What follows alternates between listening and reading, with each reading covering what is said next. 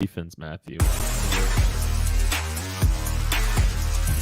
You are listening to KC Sports Network, the #1 podcast network for today's Kansas City sports fans. With former players from your favorite teams, informed perspectives, and former insiders, this is the place for you. You can find us wherever you listen to podcasts or on our YouTube channel, all over social media, or our morning newsletter, KCSN Daily, dedicated to your Kansas City Chiefs. KC Sports Network is proudly presented by Emprise Bank, your partner in possible.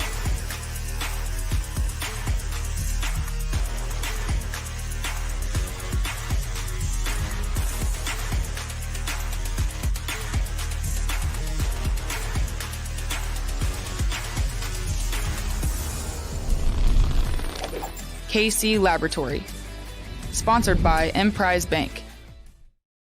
It's a live game preview edition of the KC Laboratory presented by Emprise Bank. When was the last time you went into a bank? Now more than ever, who you're doing business with is more important than where they're located.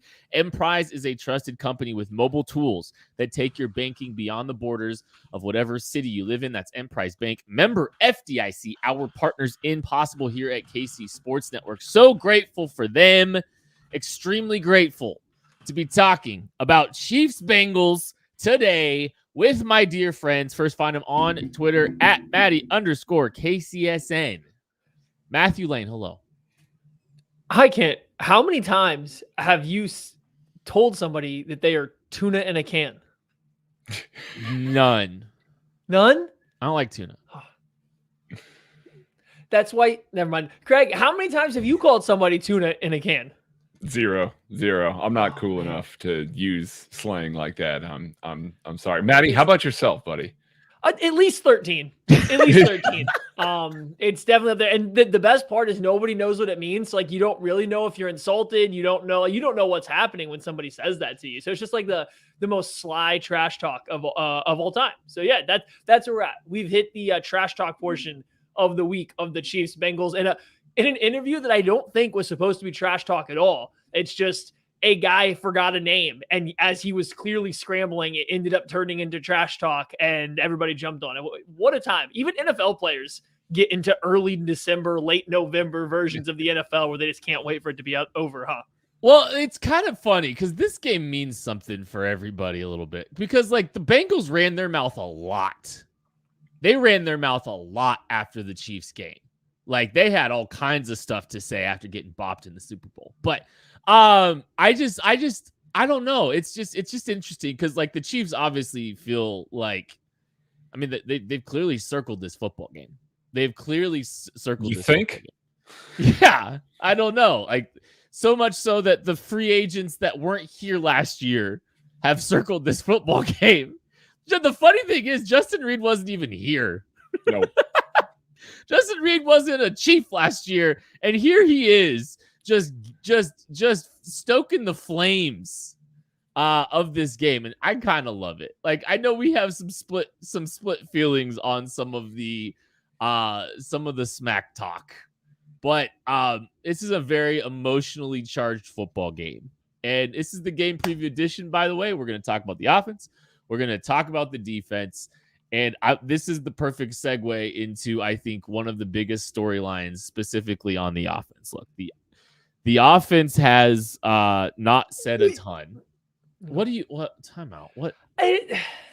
Craig, you weren't here earlier this week. Kent tried to end the show before we talked defense. He actively tried to get us out of the show before a single word was uttered about the defense. Can you believe this? Almost had it. I did. Maddie, I can't wait for our next podcast where we're just going to talk trash about Kent the entire time and forget his name, just call him by the wrong number, and just talk trash about him the entire time. I forgot this happened. I had to make sure we talked about it. And we didn't really intro Craig. I asked him a question. He threw it back to me. Then we just skipped over it. Look, so I wanted to bring Craig back in. But yeah, Kent tried to just skip right on over the defense. It was something. Everyone knows who Craig is because Craig is great. No. We're going to start the offensive side of the football, though. And like, I know the defense has been the ones talking, and like, I know that's where the quotes have come from. The bear being poked, or the Bengal being poked, if you will. But I think controlling emotions on the offensive side of the football is probably the most important side to be managing this. Like, I think it's to the point where this should be a storyline for this football game. It is one of the 3 that we're going to be doing on the offensive side of the ball, because that was an emotional ending. That was an emotional half of football. I mean, I think the Chiefs played with that, with some emotions in the second half, but the emotions were, don't screw this up, don't blow it. There was timidity. It was some fear. It was a lot of things. It was chaos. And so I think, there's some emotions that they're going to have to fight themselves, of trying to do too much, of, trying to exercise some demons from what happened in the second half of that game. So I actually think, Matthew, like, the side of the football that probably needs to control their emotions the most is actually offense. I'm glad we're starting with this point. Yes, the offense absolutely does. I think this goes to both sides. So I think this is like the perfect kind of jumping off point here. The Chiefs seem really amped for this game. Like, really amped, and beyond players, beyond even Andy Reid almost giving a little bit of a nod to, like, hey, this game's coming up. Like, that kind of lets you know the level of big it is that even Andy kind of chimed in on it a little earlier, and in a way that says this is a big game that's coming up. You have, trainers from players talking about it. You have a player that wasn't here talking about it. Like, this is something. This is here. This is mattering to this team a lot. And you know what? I don't like it. I don't like that the Kansas City Chiefs, who have hosted 4 straight AFC championship games, that went to back-to-back Super Bowls, that should have gone to another, credit to the Bengals for winning that game, but they should have gone to another, are making a non-Super Bowl game making a Super Bowl out of a non-Super Bowl game. I do not like that. That is for other teams to do to the Chiefs right now. That is not something that I want to see the Chiefs doing. I don't like the Chiefs doing that.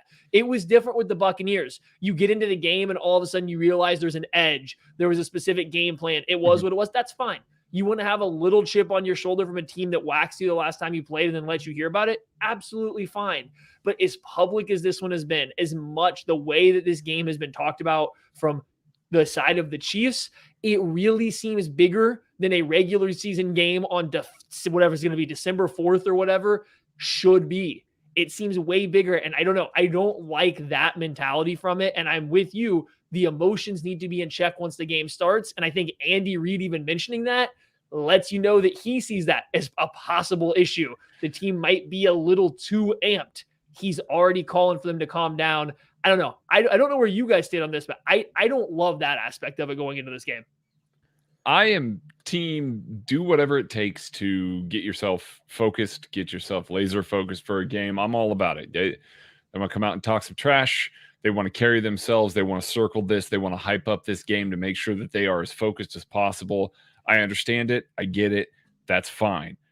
My kind of qualm with this is that it is so out of the ordinary for an Andy Reid team. That's what kind of jumps out to me. It's like, this is not what Andy Reid teams do. Usually we get nothing. Like, you have the media sitting there trying to bait them a little bit and nobody takes it. Like, nobody.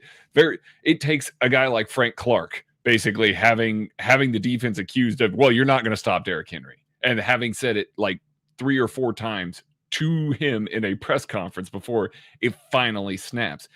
It is not usually something that is brought up unprompted, not usually something that's brought up as the forefront of what's happening that week. And it definitely feels that way. So the thing with that, and again, like I said, if that's what it takes to get into it, fine. I'm fine with it. The problem with that, let's say they catch you for the 3rd time. Lou Anarumo comes out with a crazy, great defense. We're getting ready to talk about some of this, but they catch you a 3rd time.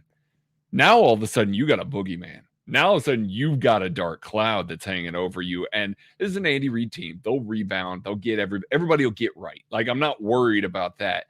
But now you've got something that's hanging over your team. You put all your eggs into a week 13 Super Bowl. You circle it on the calendar before the season starts. You're really amped up going into it. You talk about it in public, leading up to the game. Now all of a sudden you drop that, and it does. It has an effect on your psyche. Ask the Chargers about that, who have played the Chiefs in 2 Super Bowls this year, who consistently elevate that game to something that, frankly, it's not for the Chiefs. The Chiefs just go out, handle business, and it just every single year causes them to fall apart. It breaks teams when you can't show up and you can win. And again, I'm saying this with the understanding an Andy Reid team certainly going to rebound, not worried about it. Chiefs are going to be fine for the playoffs. I just hate that they are in the situation where they are to put themselves to, I mean, essentially, Derek Johnson, when recorded the defensive film breakdown, said, you don't put it on a pedestal. And it definitely feels like they're putting this game on a pedestal. Here's, I think, one of the interesting underlying storylines about this game, because we're talking about the magnitude of this game from an emotions perspective, and it's very obvious that this team has circled this game. The moment is very big in a lot of regard to what happened last year, but it doesn't stop there, because have you looked at the Chiefs' schedule after this? Yeah, it's not good. At the Broncos, at the Texans, at home against the Broncos, closing the season out at the Raiders. This is the last and final major obstacle remaining in your season. The Seahawks are, I'm sorry, it was a really fun story. They played above their heads. They're not that good. They're really not that good. And it's at home. This is your last major significant obstacle remaining between you and a 1 seed. And so you've got the magnitude of that mixed with the emotions of this game. So I think this game is a big one regardless. I think this is one where Andy could unload the clip. I know we talk about teams that might see him in the playoffs and all that stuff, but this is a game to unload some things. This is a game to unload the clip. There's certainly, they certainly should. Like, they win this game, and then they get a very big head up on the rest of the AFC. You're still ahead of the Buffalo Bills. Like, they absolutely should unleash everything here. And like we said, if you want to come into this game trying to prove a point to avoid falling 0-3 to a single team over a 2-year span, and you want to just get out ahead of that and make sure you win and put your best foot forward, 100% understand it. I think it's the difference is the way this is coming across is this game matters more than every other game to them. And that's not something that the Chiefs do. That's not something that the Chiefs do. You can go back to before the Buccaneers game. It wasn't until after that we heard that they were still a little salty about the way things went down. And it wasn't even still, it didn't seem like they put it at the same level as this Bengals game. It's been very open that this game matters a lot, that this game means a lot to them. And they've been talking a lot about the past leading up to this game. I think, like Craig said, that DJ was mentioning, you can't put it on a pedestal. You can't have to win this game to have a successful season. And it feels like they are very close to feeling like they have to have this game to have a successful season. Yeah, that's a good point. You don't want death to your season, but you do want death to your thirst. Right, Tucker Franklin? Hey, I got to tell you guys about our friends at Liquid Death. And by now you guys already know that you might see some strange tall boys of beer in the bottled water section of your local stores.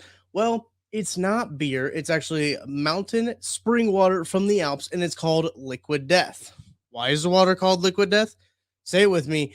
It'll brutally murder your thirst. And their infinitely recycled tall boy cans are here helping to bring death to plastic bottles as well. They also donate 10% of their profits from every can sold to kill plastic pollution. I've got the severed lime flavor with me here. I also love the berry flavor. And also, just the straight still water is incredible. I like drinking the water out of the can. It makes you feel powerful, makes you feel authoritative. So here's what you got to do. Go to liquiddeath.com/KCSN to find their store locator tool, or you can go get Liquid Death at your local Target, Walmart, or 7-Eleven. Go check them out at liquiddeath.com/KCSN. Hey, hit the like button, hit the subscribe button if you're watching this. It helps us grow the channel. All kinds of good stuff. Leave some comments. We'll try to post some. Jordan will try to post some here or there as well during the show. You've probably seen a few here as well. Also, hey, you know what? It would not hurt to leave a 5-star review on your favorite podcasting platforms. It helps us grow the channel as well. Leaves positive reviews for all of us. It's really good. Okay, so storyline number 2. Last year, the big adjustment for the Bengals that kind of really derailed the Chiefs season, ultimately derailed the Chiefs season. They play a lot of drop 8 coverage. They were dropping a bunch of people back. Patrick Mahomes got a little skittish, and it ended the season. And I kind of wonder, is this something we see again? And how do we think Patrick Mahomes responds to it? So here's the thing with the Bengals defense. Last year we talked about it. Their defense wasn't necessarily great, but they did something different. They did something wonky. They did something a little out of the box, essentially in the second half of every game. And the AFC Championship game, it was the drop 8 and only rushing 3 and spying, and it seems to really flummox the Chiefs. They had no answers for it. Now, coming to this year, the offense is entirely different for the Chiefs. It's running differently, different personnel, different players, like everything's different. So you don't know how it'll work. But you go back to the Bills game, they ran it with a little bit of success and they changed it up. They spied with a linebacker instead of a defensive lineman. They added a little bit more athleticism, but they had some success doing that. But then no other teams tried it against the Chiefs since then. So like you got to figure out, why is no one doing it to the Chiefs? What are they seeing as a potential dilemma to trying against the Chiefs? But then you go back to the Bengals side, they were running it last week against the Titans. Mm-hmm. They're still doing it. This is something that is in the regular kind of call sheet for the Bengals right now. They like to align with 5 defensive linemen sometimes, other times 4, and they'll put a linebacker right there in the A gap and everything will look the same. Then they'll rush 4, they'll rush 3, they'll rush all 5. They mix it up, but I think they will absolutely go back to this drop 8 coverage, and the Chiefs are going to have to come up with some kind of answer. Something they're doing has been stopping other teams from trying it, and I don't know what that is. One of my ideas behind it is the Chiefs have gone a lot heavier in their personnel this year. It's kind of hard to drop 8 if you're going to be playing out of base personnel. You really want to drop 3 linebackers and a defensive end into coverage? I mean, I understand the Chiefs might have 3 tight ends running routes. Jody Fortson, Travis Kelce, and Noah Gray can absolutely out-athlete your strong side linebacker and the defensive end, right? So the Chiefs going heavier might be making defenses play a little heavier, or at least a nickel. That makes it a little trickier to drop 8 in coverage. But I'm interested if Craig has any ideas on why we don't think teams are doing it this year, or what other answers the Chiefs might have if the Bengals go that route. I do think that what we're seeing is there are more options that are better against zone in the Chiefs receiving core. Obviously, we praised Juju Smith-Schuster and what he can do against zone defenses. We know that Travis Kelce is an elite beater of zone defenses as well. But I think that we've seen MVS settle into some of those and, occupy a seam really well. We've seen Justin Watson occupy some of that stuff. Even if he's not getting targets, he's in those areas of the field that are making safeties panic, that are making these guys have to have a lot better communication to pass this stuff off and make sure that they're getting things together. And I think that has scared some teams because, like we've seen against some of these zone coverages, Juju Smith-Schuster catches something in the middle of the field, breaks 2 tackles, goes the distance. Travis Kelce breaks a couple of tackles, goes the distance. Those are the big plays for the Chiefs offense right now, is beating these zone coverages and running through guys, getting physical in the secondary and requiring safeties to come up, make big plays, make tackles, lest they allow an explosive play. It hasn't been as many of those deep shots. It hasn't been beating teams over the top. It's been in that area of the field. And when you're dropping 8, in theory, you're clouding that area of the field, but Travis Kelce, Juju Smith-Schuster are smart enough players. Add a little depth to that route. Get into some of these spaces in between stuff, and we know that Patrick Mahomes can hit them there. He's comfortable hitting these guys in some of these option routes as they freelance in their route tree. Very comfortable with it. And so I think that, obviously the Bills did a good job of it. The Bills are an elite defense. The Bengals, good defense. I don't think that they're elite. So I do think that we will see some of it at some point in this game, because it is one of those that Lou Anarumo threw them for such a loop with it. Like, you got to go to it again. You got to try. At the very least, you got to try. But I do think that the personnel that the Chiefs have, Tyreek Hill, Travis Kelce, awesome receivers, but you can bracket those 2 guys and say, hey, McCole Hardman, beat a zone. Demarcus Robinson, beat a zone. Byron Pringle, beat a zone. And guess what? You're not going to be as threatened by those guys. Now the Chiefs have a little better personnel. I am just remarkably impressed that Craig was able to nail Lou Anarumo's name. He's been calling me and practicing for the past 2 weeks. I have. Game. I've been, as he's going to sleep, I'm just sitting there practicing. Lou, Okay, you can't tell people that. People are going to get jealous. They're going to start offering to. I'm already jealous. Try. Boy, he hasn't talked to me to sleep for weeks. I think everything you guys said is true. I think Mahomes has got to be a little bit more patient from the pocket. I think there's a little bit of that too, and I think as the season's progressed, he's gotten a little bit more patient. After the Bills game, I think he showed some intentionality and willingness to hang in there a little bit longer. And if he does that, I think that is I think that's something that can benefit, trying to dissect against a deeper, or a lot more zone, a lot more defenders in zone coverage. What do we think about 3 and a spy? Just, I think that's something like I could see the Bengals stealing that this week as well. Like, I think that's something they could probably get into as well too. So like I think that's one thing we could see as well. Let's talk about the run game though. Is this an opportunity for a balanced attack, Matthew? I mean, I think that they kind of have to be. Like, if you're the Chiefs right now, one of the best counters to, this dealing with drop 8 stuff, because you're going to have one of these defensive linemen or somebody up on the line is going to be playing a little bit more passive. What you're going to do here is, if you run the ball, I mean, it's just quite simple. You run the ball. And I mentioned it before, Chiefs playing a little bit heavier personnel. That's allowed them to get into a few different run concepts. We've seen them go a little bit more gap heavy. We saw them have some success with outside zone and running it to their tight ends, actually to 2 tight ends on the same side. And they would both just kind of split arc around the edge player, so the tackle could go kick him out, and they'd have 2 tight ends getting up the second level while running outside zone. So they've run the ball relatively well when they're going heavier. So if the Bengals don't want to go into base personnel against the Chiefs 12 or 13 personnel package, the Chiefs should be able to find a matchup advantage on the ground. Now, I don't think they're going to come out and run the ball 40 times, but they've ran the ball 27 times or more their past 3 games. They've went over 100 yards in every single game. There was some tough sledding versus the Rams. Their average wasn't good, but the 2 games prior were pretty good. And I know that includes Mahomes scrambling, but it's clear the run game is on the uptick. So if you're going to go against a team that is going to play at least one defensive lineman passively because he's spying or dropping into coverage, and the Bengals are afraid to match your heavy personnel with base personnel because they want to keep athletes on the field, you should be able to find an advantage. This run game should be able to find some room. The Bengals rush defense is middle of the pack in the NFL. The Chiefs can run the ball pretty well when they settle down to do it. So I don't think the Chiefs are going to, play smash mouth football, but to balance this out, make the Bengals at least respect the run a little bit so that you open up the pass. So you trick them into either playing base so they can't drop 8, or if they're going to drop 8 into coverage, they're getting punished by the run game. I just think the Chiefs being a little more balanced, not throughout the whole game, but on a drive-by-drive basis than they were last year will help. Like, we all know the Chiefs kind of tried to run the ball in the second half last year. But it doesn't work if you're only running the ball, or it's not going to work if you're only passing the ball. Stay more balanced this time around and take advantage of that personnel grouping that probably can slow them down a little bit.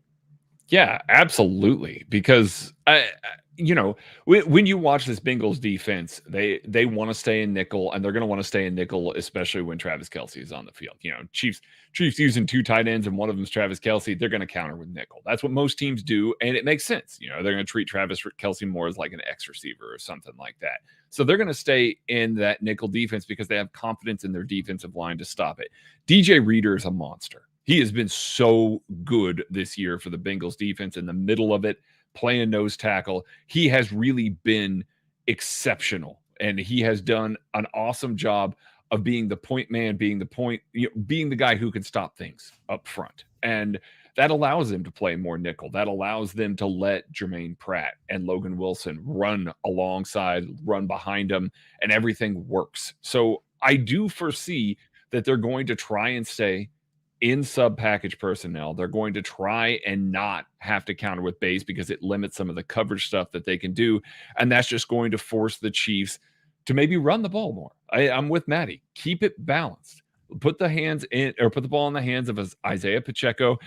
Jerick McKinnon looks like he may or may not be active this week. This is the second practice. We're recording this on Thursday. He's missed 2 practices in a row here. Chiefs have signed Melvin Gordon. He's on the practice squad. They've got Ronald Jones there, so they will certainly have a full complement of running backs back there. But Pacheco's the only guy who's really gotten the reps and knows the way that things want to happen. And he's going to end up being probably your third down back unless they trust Melvin Gordon to no protections on a short week. Like that's tough. So it's going to be one where I think you're going to see more Pacheco on the field. Go ahead and use him. Go ahead and use him in the run game a little bit more. Don't force him to have to pick up a whole bunch of extra blitzes and things that, the Bengals defense is throwing at him. Use him in the run game. He's on the field already, and just balance this out a little bit. Don't allow those linebackers, don't allow that defensive line to pin their ears back and just go after Mahomes because you're throwing the ball 50 times in the game. Hey, hit the like button, hit the subscribe button if you are watching this. Helps us grow this channel. Craig, what you got? Well, my player to watch is Isaiah Pacheco. Just got done talking about him, and it's because he's going to be on the field so much. I would wager a lot of money this is going to be his highest snap count of the year. And like Matty said, this Bengals defense, middle of the pack against the run. And DJ Reader, really good run defender. So Trey Hendrickson. I mean, like these guys, they've got guys that can step up, defend the run. Oh, yeah. And Logan Wilson and Jermaine Pratt are good at it too. So this is a game where if Isaiah Pacheco is an impact player for the Chiefs offense, if he's a guy that we are talking about in a positive way after this game, I think the Chiefs won this game. Because that means that they were able to control the tempo of the game. They were able to control the pace of the game. He ran hard. He had success against a decent run defense, and he probably made some catches, made some good pass pick or blitz pickups. Isaiah Pacheco is the guy that I'm really focused on this game. I'm pulling the card, guys. I'm pulling it. It's coming out for this game. It's Patrick LeVon Mahomes. We've talked this out. I opened this up saying that I don't like how this game's being treated as a Super Bowl. You'll note very, very, very specific. One player has not really come out and not even said a whole lot about the game. Like, yes, Patrick Mahomes was on the New Heights podcast, and he talked about how he hadn't beat Joe Burrow yet, and they were 0-2, but it was in a very much a respectful way to him, and that's another quarterback that he enjoyed to watch. You will very much notice that he has not been one of the players that is getting into this stuff. When he talks about the Bengals game, it's all about how unwell he played in the second half. It is not about their team. It is not about making this game bigger than it is. There is one player for sure that I know has this game on his mind and that I think I trust to play really damn good in this football game, and his name is Patrick Mahomes. I don't think this is an over my dead body game. I think this is I'm pissed off because I didn't play well last time. I think I'm pissed off because I potentially cost this team a trip to the Super Bowl. You were going to get the best version of Patrick Mahomes in this game. I think you saw in the first half of both Bengals games, he can have his way with that defense. He has. It's not like there's not a, recipe for success he has against this defense. It's right there. It's just laid down the stretch of both games. The Bengals adapted and they played better. I do think in this particular instance, I trust Patrick Mahomes to come out, play his best from start to finish, and do everything that he can. Not just not over my dead body, just a pissed off, petty Patrick Mahomes, because now you're starting to get Dan Orlovsky talking about how the Bengals are the team that should be scaring everybody, and you're getting all this stuff coming up. I don't know. I just think this is one of those games where Mahomes kind of plays angry, and maybe the first drive or two, he airmails the ball. Maybe he comes out too hyped and puts a ball to the third row of the stands. But guess what? I think when you see him put a ball in the third row in the first series, then it calms down. You should feel pretty good because that means he's got that energy about him, but he knows how to control it. And things are about to get real nice after that. I didn't want to follow that. I was about to play the LeVon card too. You did it well, Matthew. Let's move on. The defensive side of the ball. I'll go Juju Smith-Schuster. I think he'll do really good in zone coverage, by the way. Defensive side of the ball, though, one of the issues from the last time that these two teams played, because despite the offense's performance, the defense played well in the second half, all things considered. I don't think it was the defense's fault necessarily that this team lost that game, obviously. Short fields were a thing at times, but also not completing sacks. Joe Burrow escaped he was solving some problems last time these two teams played. The play against Joe Burrow has to be on the minds of the entire defense, but especially Christopher Jones. Oh, am I going first this one? Sorry. Normally Craig's first up on the No, defensive you're stuff, first, so buddy. Take it away. I got these outlines, man. Okay. So, the Chiefs, yeah. Here's the thing.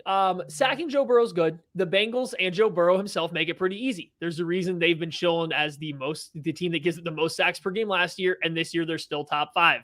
They give up over 3 sacks per game. It's not pretty. It's not good. Burrow will hold the ball, and the offensive line isn't particularly good.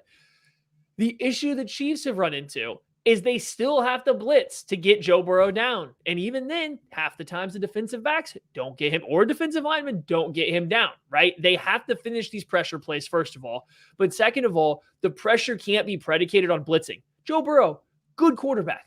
He sees your blitz. He knows where the football's got to go. Or he knows where the one-on-one matchup's going to be. And guess who trusts his wide receivers more than anybody else in the NFL? Joe Burrow. So if you have to blitz to get pressure, then you're putting yourself behind the 8 ball. You're putting yourself behind Joe Burrow's brain capacity to see what's happening faster than your guy can get there. It's fine to have blitzes in there, but they have to be a surprise. They have to catch him off guard a little bit more frequently. And they did do that in the first half. But in the second half, Bengals hunkered down. They called max protect. They moved the pocket a little bit. They get the ball out quicker. All of a sudden, Joe Burrow's not getting hit by this pressure, the blitz when it's coming. And then the Chiefs get no more pressure. You have to be able to get pressure with 4. You have to be able to mix in the ability to drop and play coverage and not just blitz, but then also get home. This Chiefs defensive line needs to step up this game. It's not a good Bengals offensive line. This Chiefs defensive line needs to have one of their best games of the year. That's going to be really important to slowing down the Bengals passing attack. For God's sake, Steve Spagnuolo, take the cover 0 blitz, put it in your back pocket. Save it for next week, please. Just please. I like these corners a lot.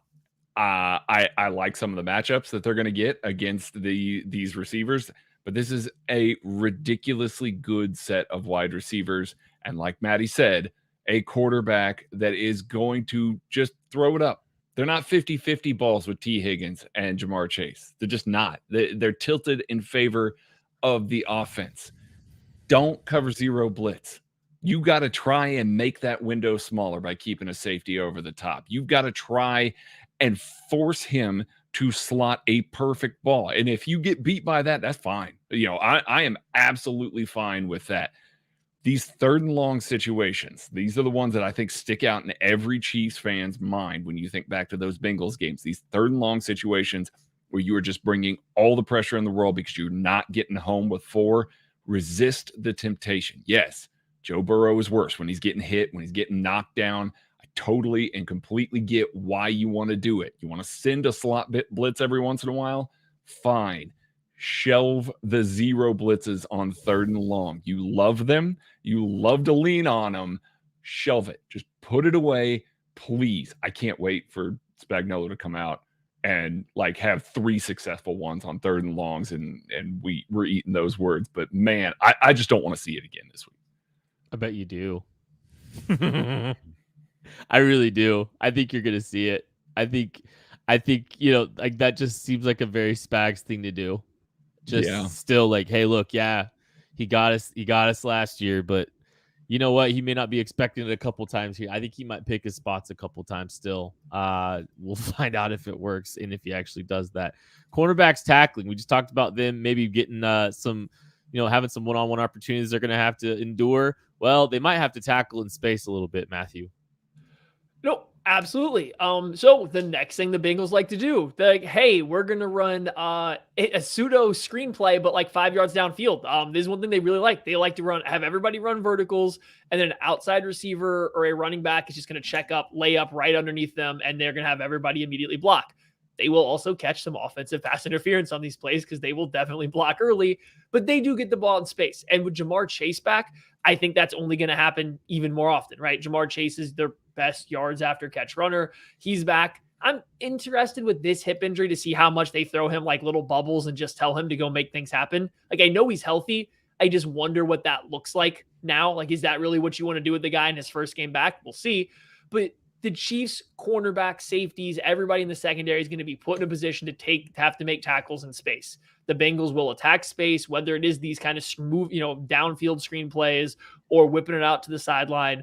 And these guys, Trent McDuffie, Joshua Williams, L'Jarius Sneed, they will have to complete tackles in space. This is something they did not do particularly well last year against the Bengals, especially in the first game. I think it was the first game where Jamar Chase was really getting to run wild after the catch on a couple plays. So it's going to be big. It's going to matter because the Bengals lived or died off of explosive plays against the Chiefs. I think they only had like 2 drives in both games where they really just marched down the field. The rest of them were chunk plays, and most of them were vertical passes, but there was a handful of yards after the catch, and that's where it came, was because of the missed tackles. So this is going to be a good test for a new young secondary that wasn't really here for the majority of that besides Sneed and Thornhill.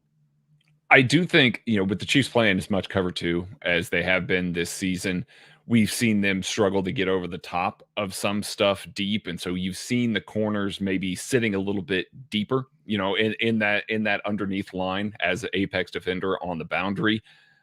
That's where the Bengals, I think, look a little bit different this year. It's not just kind of go balls and slants to Jamar Chase.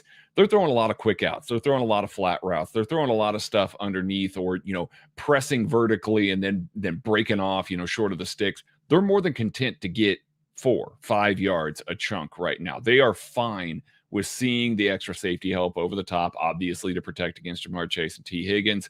They're fine with leaning on that and breaking off everything short. And if you're going to break off everything short and you're going to kind of give that space, which I imagine the Chiefs will, you have to tackle, and you have to tackle really well. Don't let a 3-yard, a 4-yard gain turn into a 9-yard one or more, in the case of that Jamar Chase slant that he had against the Chiefs in that first game, where they had him dead to rights at about 7 yards, and it's a huge touchdown.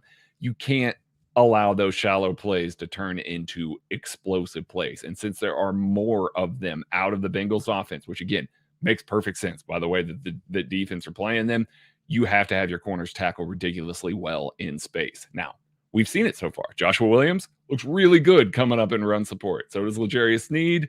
So does Trent McDuffie. I think that those 3 guys are better positioned to come up and lay a hit on these guys, but it does give me a little bit of trepidation because those receivers are hard to bring down. And, seeing them for the first time, if you're rookies like Williams or, McDuffie, approaching Jamar Chase might be a little bit of intimidating. So run through him, bring him down. Yeah, you've got a lot to defend if you're the Chiefs trying to handle the talent of these guys, because you just talked about the short game and Jamar being able to run through with excellent contact balance. Well, he's also really good on YOLO balls. And this is a team that has shown a propensity and a willingness to challenge outside the numbers and give receivers a shot. And that is something that I think this team is going to be very, very intent on having to navigate, deal with, and having to stop Matthew. That's item number 1. Item number 1. Led with it. This is it. Okay, to credit, I'm going to credit the Bengals. Their offense, especially since Chase has gone down, has been better this year. It's been more consistent. They have found ways to win without relying on the YOLO ball down the sideline. They have thrown the middle read route of some of their play designs a lot more frequently. Joe Burrow's hit some seam routes up the seam to tight ends to Tyler Boyd. They've thrown more corners into the void of cover 2 and like little hole shots. They have done more consistently in the passing game besides throw fade routes and back shoulder throws. They have done a lot more to push the ball downfield. It's probably made their passing attack a little bit more dangerous. The thing is, a lot of that came without Jamar Chase. Now that he's back, did they just simply go back to saying, hey, T. Higgins is mossing every DB he goes up against? Jamar Chase did it his entire rookie year. Like his expected catch rate or whatever, catch rate over expected last year was insane. Do they just go back to it now? So you have to figure out how to stop that. First way, pass rush. We already talked about it. Get pressure. The second way to stop it, though, I think the Chiefs are going to have to challenge Joe Burrow to throw over the middle of the field. And I know I just said that he's done it. He can do it. He's done it more this year.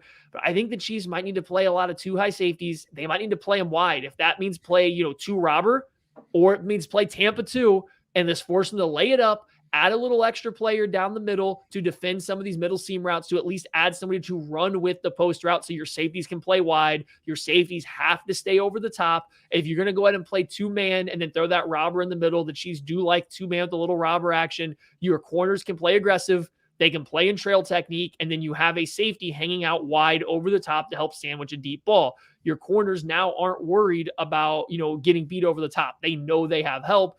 The safety knows they have help over the middle of the field. Force Joe Burrow to throw a perfect throw 30 yards down the middle of the field because he does not have the arm for that. That's not Joe Burrow's game. He's done better this year with it, but if you're going to lose to Joe Burrow throwing the ball deep, and that's what it is on posts or deep benders, have at it. So I think that's where the Chiefs kind of have to start. Base out of too high, play him wide, have a third zone defender that can run the pull down the middle, force Joe Burrow to throw the ball up and over him in the middle of the field, see if you can catch a few mistakes or force him to hold the ball. And positioning those safeties wide, Maddie, that was going to be something I was going to potentially suggest. I mean, you position them wide there. We've seen Juan Thornhill late to rotate on some of these cover two snaps. Now, some of them he's been able to recover and get to the catch point anyway, but he has been a little bit late coming over there. So is Justin Reed. So you position those two guys in a way that they don't have to cover more area to the sideline there, especially since Joe Burrow's not afraid to throw there, makes it easier there. The question that I have with that, don't disagree with anything of what you said. Who's going to be the guy that's running the pole? Who's going to be the guy in the middle of the field there? Are you going to lean more on that slot drop look that Steve Spagnuolo likes to use, where you've got L'Jarius Sneed maybe staying a little bit outside of the hash and carrying vertically deep, and then you've got Justin Reed rotating to the middle of the field with Juan Thornhill on the opposite side? That's fine. I like that just fine, but that leaves you a little more open to some of the shallow stuff in the middle of the field with the late rotating safety. Maybe you say, hey, Nick Bolton, guess what, buddy? We're going to put you on your horse. We're going to ask you to carry vertically. If you've got a guy like, T. Higgins or Jamar Chase operating out of the slot and trying to run a skinny post and try and beat the middle of that, you're a little bit worried. Like, you don't want Steve Spagnuolo to ask him to have to man up or carry him vertically there. So there's a lot of ways that they can get to that. I don't love any of them, that way, but it does kind of force them, maybe the Bengals, a little more out of their comfort zone, force him to hold on to the ball a little bit longer, and maybe that's enough for the four-man rush to get home. Yeah, just how much stress does that put on the linebackers? That's my big question mark with all of that. And like that, Hayden Hurst isn't bad. I know Hayden Hurst got a lot of attention. He's got a lot of attention this week. You mean Higbee? Huggins, 88, 85, Higgins. He's played well. Hayden Hurst has played pretty well this year. So he's a guy I think you can run this, run a seam and have him be a bender and win over the top of these linebackers. He might have a chance. They run that slot job. He might have a chance. He might have a chance to moss Justin Reed, or Justin Reed might have a chance to lock him up. Players to watch, Craig. You mentioned him, Justin Reed. If you're going to come out publicly and listen, you're going to come out publicly, and I know what he's doing there. A lot of those guys, they don't know the names of the players, and that's fine. They know them by their number, and he called out the correct number. He was talking about Hayden Hurst. That's who it was. The interviewer brought up, oh, you mean Higgins? And that's kind of where it went. But if you're going to bring up an individual, you better be ready to have the game of your life, because now the spotlight's on you. You brought it on yourself. You have it on you. Show up in the biggest game. He has not been terrific this season. He's not had the impact that some of us had hoped that he would have in this defense. You're made for games like this. Come across the middle of the field. Be a presence. Be a hitter. Come up with a big play or two across the middle of the field, and then actively fill in run support and tackle well when you have to go up and tackle Joe Mixon. Those are the two things that if Justin Reed does well, the Chiefs are going to be fine, because we're worried about the middle of the field. You're a little worried about the run game. The rest of it, you can scheme around and try and take out for it, and then just say, hey, you get beat by a special play. That's fine. Justin Reed can be a field tilter. He was in Houston at times. We haven't seen it in Kansas City yet. Now you come out, You talk before the game, you put something in the media, buddy, you better show up in a big way. So I'm paying attention there. So I'm going to go with Trent McDuffie here. I don't think it's much of a surprise. We're expecting the Bengals to test the Chiefs' outside corners a lot on go balls, on jump balls. And whether this means McDuffie's outside or he's the guy that maybe draws the slot play versus Boyd because L'Jarius Sneed wants to play outside again, as we saw to start the Chargers game before Mike Williams had to leave with injury. Maybe that's a possibility. But either way, I think McDuffie's a guy that I want to have my eye on here because I expect Steve Spagnuolo to give Joshua Williams a lot of help. When he sees that matchup, I do expect there to be help. Maybe they do throw some brackets if it's Chase versus Joshua Williams. Maybe they do just go ahead and put a safety wide over there and constantly play him as a deep half player rather than a quarter safety at times. Like, I think Joshua Williams will get a lot more help than McDuffie will if he's on outside or in the slot. And in this great article by Kevin Clark written kind of in the offseason about Joe Burrow and what makes him so special, you can find it. I'll actually retweet it out right now. You can see it off of my Twitter page. But Joe Burrow, what's something all of his coaches and teammates say really good about him, he understands the defensive backs he's playing against, their athletic capabilities, and how to read their body position on the field. These 50-50 balls that he throws, his team doesn't think they're 50-50 because of where he throws them and who he's throwing them against. He knows a cornerback, and this is just according to this article and what the coaches and his players are saying, he can say, oh, that corner struggles to play the ball over his inside shoulder. So if I throw this ball high over his inside shoulder, my receiver is going to play it better than that cornerback is going to. His film study on cornerbacks is apparently exceptional. His ball placement deep is great. So if he's seeing a rookie cornerback that doesn't have a ton of size in Trent McDuffie, I would not be surprised to see him test him. Try to throw the ball high on that outside shoulder. Try to give Jamar Chase and T. Higgins some jump ball opportunities. It can be a huge test for Trent McDuffie, who we haven't seen operate in those situations. I think Joe Burrow is going to see some stuff that he's going to want to try. So I expect McDuffie to get a few chances to make plays or have plays made on him. Hopefully he comes out on top like he has the majority of the year. Could be one of those things where if he's trying to miss, he's missing high. Trying to keep that ball away from the catch point a little bit. Because I mean, like, that's the one knock on Trent McDuffie is his ability to get up there and challenge with length. This game's about stars. And I'm going with Chris Jones. I mean, we know what happened with Chris Jones last year, letting a sack slip through, and Joey B got him. I think a couple times over the course of the season that he slipped out. And I think this is a game where Chris Jones has that kind of motivation. He's talked already a little bit about that motivation, and what's fueled him this entire offseason is the bad taste that came from that Bengals game. And the same way you're seeing the response, I think you're going to see a response from Mahomes. I think you're going to see a response from Chris Jones too. And so I could see him getting a personal foul early in the game, trying to set a tone. But I'm seeing him making some big plays this week. I think this is a stars game. I think this is a game where he's going to go out and make some big plays during it. I'm going to live with that, whatever penalty he gets, if he does, because I'm kind of here for it. I think there's a little bit of energy and attitude I kind of want to see out of this defense that we haven't seen. I think Chris Jones can be a tone setter in that regard. It is game prediction time. Craig, what say you? I say points. We've gotten done talking about how both defenses can come up with ways to stop these offenses and schematic ways that it can do. At this point, Patrick Mahomes, I don't think will be stopped. I think you're going to see the best version of him. He's been geared up to play this. They built this team for this specific purpose, to go out and beat a team that is willing to do the things that the Bengals are willing to do. I think the offensive line is starting to play a little bit better. I think Mahomes is gelling with his receivers really well. I expect a lot of points by the Chiefs offense. I also expect, with Jamar Chase back in the fold, this to look like the offense that we know that it can be for the Cincinnati Bengals. I expect them to score a lot of points as well. I predict it's going to come down to the last drive. Chiefs are going to win 37-34. Chris Jones going to make his presence felt the last two plays of the game, just like in the Los Angeles Chargers game. Come up with a sack, come up with a turnover. Chiefs defense is going to walk it off. Look, the last two times these teams have played, the Chiefs have jumped out to an early lead.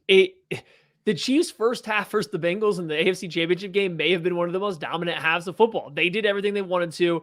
The only thing that fell short was the fastest player in the NFL losing a foot race to the pylon because he decided not to participate in the foot race to the pylon, right? Like, that's the only thing that went poor for them in that first half. They have shown they can have success. They can jump out on this team. The problem is the Bengals are very resilient and make great adjustments. I wouldn't be surprised to see the Chiefs jump out to an early lead again. Maybe not 21-3 like it was there to start the AFC Championship game before the Bengals start scoring, but to jump out to a 10-point lead or something, and then things get a little bit tighter. The difference is I don't think the Chiefs are even going to remotely let off the gas at all in this game, no matter what they get up by.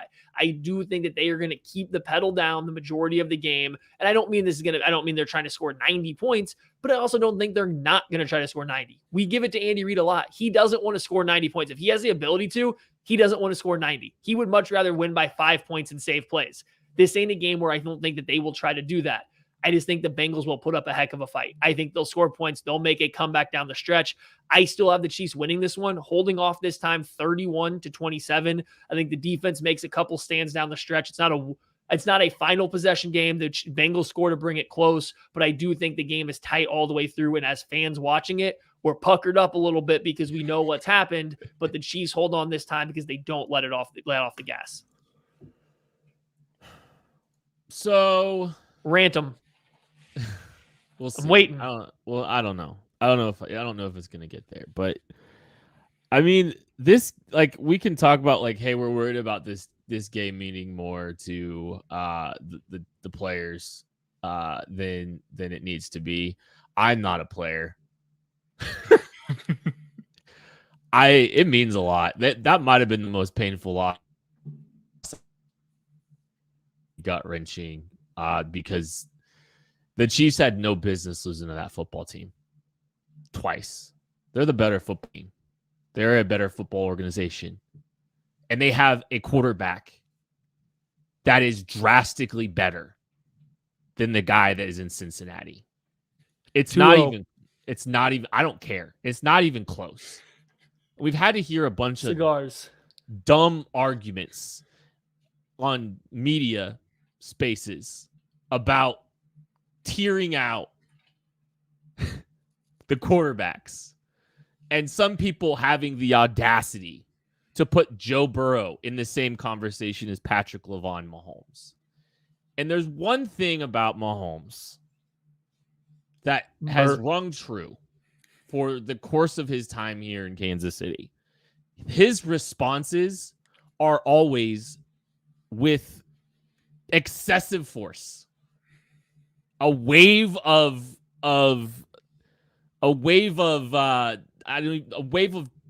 talent pours upon his opponents.